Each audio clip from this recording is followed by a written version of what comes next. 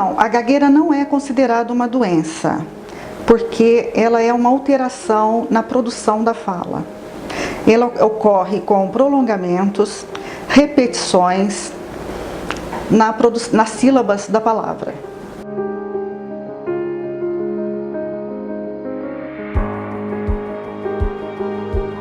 A criança apresenta dessa forma, prolongamentos, repetições de sílabas, bloqueios.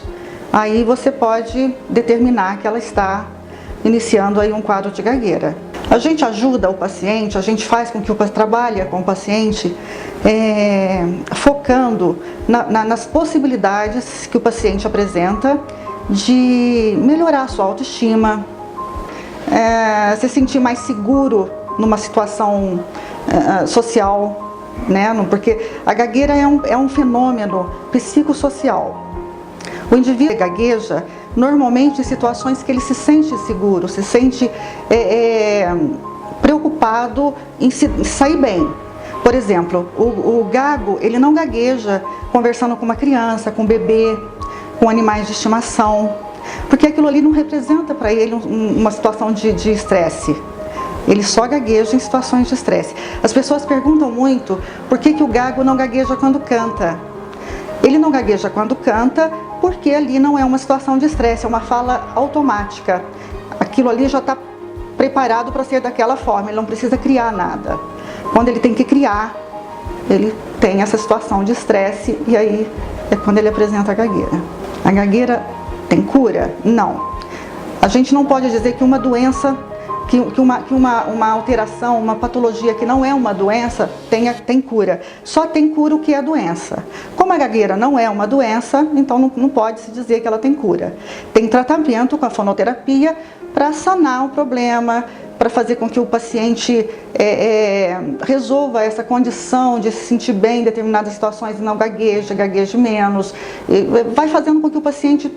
A gente trabalha para fazer com que o paciente chegue perto da normalidade, muitas vezes chega ao normal, mas a gente não pode determinar isso porque depende muito mais do paciente, de como ele vai interagir com o tratamento, com a terapia, do que do próprio direcionamento da terapia.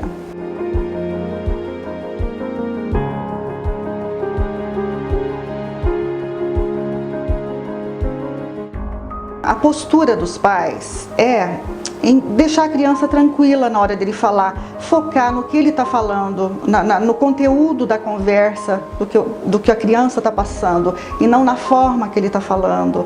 Não pedir a criança para falar devagar e respirar durante a fala. Isso pode fazer isso depois que ele terminar, depois da construção da frase, da emissão.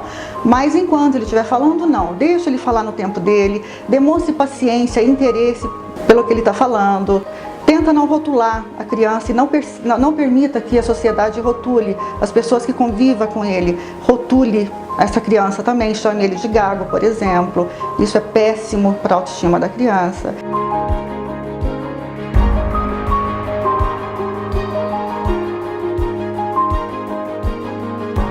Gago não é gago porque ele quer, ele não determinou que ele vai ser gago, que ele vai falar com uma disfluência. Ninguém quer isso, ninguém pretende isso.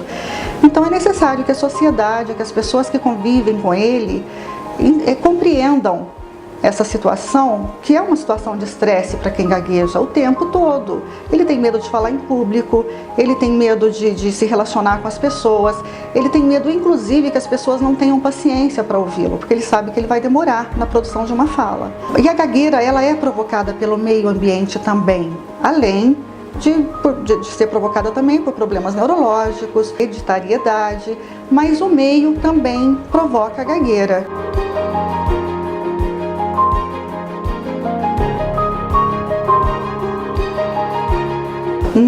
Não é verdade que o gago gagueja porque pensa muito rápido e não consegue sincronizar o pensamento e a fala. O gago, ele gagueja por uma questão de estresse na relação social. Portanto, é um evento psicossocial.